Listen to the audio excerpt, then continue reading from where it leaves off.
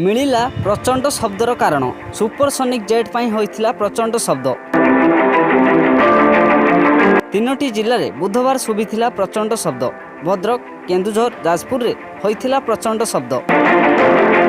Kalaikunda airbase रु अभ्यास बेले यही शब्द सृष्टि होइथिला। सुपरसोनिक जेट स्पीड बेले शब्द सृष्टि होइथिला।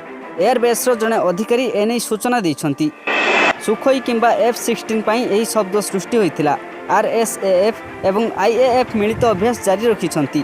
RSAF अर्थात रॉयल सिंगापुर एयरफोर्स, IAF अर्थात भारतीय वायुसेना।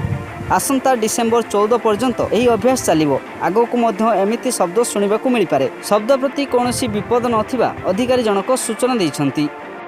एहिपरि लेटेस्ट न्यूज पई आम चैनल को सब्सक्राइब करे सहित वीडियोटी को शेयर एवं लाइक करने को भूलिबेनी।